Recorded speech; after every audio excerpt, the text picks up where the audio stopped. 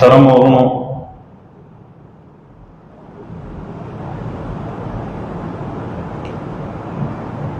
انسان سے کلا اللہ رب العزت پیدا کی بیا دل انسان ختم دل بیا نستا. انسان ابدی مخلوق دا سیوری انسان پیدا سے بیا بدای ختمی زینہ دای با ہمیشہ موجود دی. لیکن دغه انسان دغه انسان دی زندگی دو مراحل دي، یعنی دغه انسان زندگی په دو قسمه باندې ده. یو زندگی د دنیا والا زندگی ده، یو زندگی د آخرت زندگی ده. د دنیا زندگی دغه مختصر او محدود ده، کم ده د دنیا زندگی، او د آخرت والا زندگی دا لا محدود او لا متناهی او نه ختمیدونکې زندگی ده. بیا دغه د دنیا والا زندگی د دې مختلف مراحل دي. یو مرحله د زندگی د دنیا د بچپن د وړوکیتوب ده، کم عمری ده. یو مرحله د دنیا د زندگی د ځواني ده. یو مرحله د زندگی د دنیا کهولت ده چې د ځواني او د بوډاتوب په منځ کې عرب دې ته کهولت والا عمر ویل کیږي. یو زندگی د کهولت نه وروسته د بوډاتوب د سپینګیریتوب ده. د زندگی دغه مختلف مراحل دي، لیکن د زندگی په دغه مراحلو کې چې هر یو انسان زندگی تیري او د یوې مرحلې نه په بلې مرحله کې داخليږي، نو انسان عقلا او شعوري طور باندې د دومې زندگی ته چې داخل سي، دای په دې دومه زندگی کې ځان داخل نه بولي، مګر د څه وخت وروسته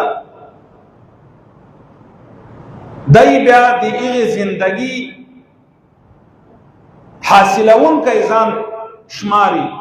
مثلا یو انسان د پیدا سه وړوکی د ماشوم ده، دای بلوغ ته ورسېد، بالغ سه کله چې بلوغ ته ورسېږي، دغه ځوان چې بلوغ ته رسېدلی ده، ده ته ځان وړکی ښکارېږي. دی عقلا دغه خبره نه مني چې زه بلوغ ته رسېدلی یم، اوس هغه حرکات، هغه خبرې، هغه حرکتونه، هغه مستګانې چې د یو ماشوم سره خوند کوي، دی په بلوغ کې هم هغه حرکات کوي. ځکه دغه ځوان چې بلوغ ته رسېدلی ده، دغه عقلا دې خبرې ته تیار نه ده چې زه بالغ سوی یم، دی ځان وړکی بولي. بیا دغه بالغ ځوان چې د کهولت په مرحله کې داخل سي، په ګیره کې سپین ولګېږي، د 40 کالو نه واوړي، دی بیا هم ځان ځوان بولي. هغه حرکات، سکنات، هغه لاس اچول، یو بل ته د کور کول د ځوانانو حرکات کوي. ځکه دی عقلا دې خبرې ته نه ده تیار چې زه کهولت هغه زندگی ته داخل سوی یم. ادې موږ او تاسې خلک یایي عمر ته به نه ګورو، زړه ته به ګورو، زړه مې یایي ځوان ده. نو خلک زړه ته ګوري، کهولت ته نه ګوري. د کهولت په زندگی کې داخل سوی دی یایي زه ځوان یم. دی عقلا دې خبرې ته تیار نه ده چې زه د کهولت زندگی ته داخل سوی یم، بلکې زه ځوان یم. دغه انسان بیا بوډا سي، همسا لګوي، قدمونه ضعیف سي، هغه قوت، هغه طاقت د ځواني، هغه د عمر والختم سي، لیکن دی باوجود د دې نه دی خپل ځان ځوان او قوي بولي. دغه انسان دې خبرې ته نه ده تیار چې مخکنۍ مرحلې نه زه په وروستنۍ مرحله کې داخل سوی یم د زندگی. حالانکه دغه مراحل د زندگی د انسان په سترګو معلومیږي. انسان 80 کاله تیر کړي، ټول مراحل پې تیر سوي، باوجود د دغو لیدلو نه انسان عقلا دغو مراحلو ته خپل ځان داخل نه بولي. اگر که دی داخل سوی، دی هغه د بچپن هغه د وړکیتوب حرکات او سکنات خبرې کوي، بیا دی چې کله کهولت یا بوډاتوب په عمر کې داخل سي، دی بیا د ځوانانو هغه کوم عادات سي، د ځوانانو کومې خبرې سي، د ځوانانو کوم کردار او کار سي، هغه ادا کول غواړي. وجه دا ده چې دی ځان په کهولت کې داخل نه بولي، وجه دا ده چې دی ځان په بوډاتوب کې داخل نه بولي، حالانکه دی حقیقتا په بوډاتوب او کهولت کې داخل شوی، لیکن دی عقلا تیار نه ده.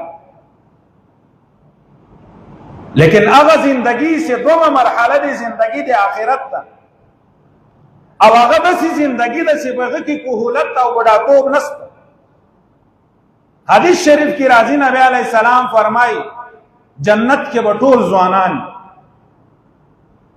لیکن دغه انسان سے په دنیا کی مراحل دی زندگی تے کئی او دی دغه مراحل دی زندگی ویني، دی دې ته تیار نه ده چې په دومره زندگی کی دی زندگی په دومره مرحله کې داخل شوی یم، دی تیار نه ده باوجود دی لیدلو نه.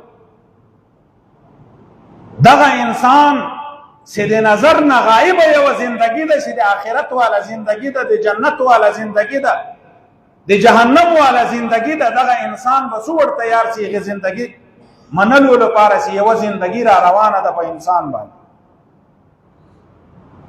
له دې وجې نه چې دغه زندگی په دنیا کې انسان تیروي او په سترګو یې ویني او هغه زندگی تی کوي، روان ده په هغه زندگی کې، لیکن منلو ته تیار نه ده.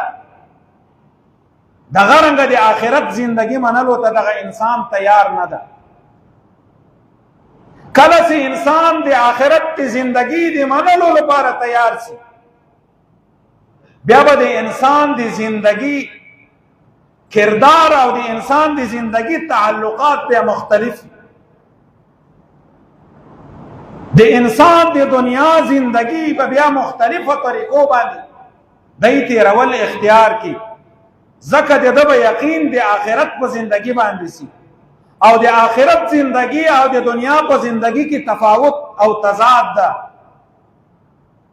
ځکه د دنیا والا زندگی مختصر، د دنیا والا زندگی د تکلیفونه ډکه، دنیا په زندگی کی مختلف مراحل راځي، لیکن د آخرت والا زندگی کی یوه مرحله ده. که کوم انسان جنت ته داخل سه همیشه خوشحالی او ځواني، تکلیف غم دک او درد به بیا په جنت کې انسان ته نه ملاویږي، لیکن کوم انسان سے جهنم ته داخل سه او هغه انسان د همیشه لپاره جهنم ته داخل سه، بیا به همیشه په تکلیف او درد او د جهنم په عذاب باندې به اختی. کله چې انسان د آخرت د زندگی د منلو لپاره تیار سه، په دنیا کې به بیا د معصیت نه، په دنیا کې به د الله رب العزت د دین نه، د غفلت نه، په دنیا کې به د الله رب العزت د نافرمانی نه بیا د ځان ساتي. دغه انسان به بیا د آخرت د زندگی د جوړولو لپاره کوشش کوي، په هر قدم باندې به دې سوچ او فکر کې دی متوجه سي الله رب العزت په دې قدم، په دې کار، په دې کردار کې له ما ناراضه نه شي. داسې قدم په دنیا کې واخلم چې هغه قدم، هغه کار، هغه کردار د ما لپاره د نجات ذریعه وګرځي. انسان به په دنیا کې به دغسې زندگی تیروي. دغه زندگی چې د الله رب العزت د آخرت والا زندگی ده، د انسان په سوچ کې رااله عقیده یې پې صحیح شوه، د دنیا زندگی به بیا بدله، د دنیا زندگی به بیا خودداره نه تیروي، خودمختاره به نه تیروي، بلکې د دنیا زندگی به د الله رب العزت د احکاماتو مطابق تیروي. د نبی علیه الصلاة والسلام د فرامینو، د نبی علیه الصلاة والسلام د طریقې مطابق به بیا د دنیا زندگی تیروي. ځکه د ده په زندگی کې به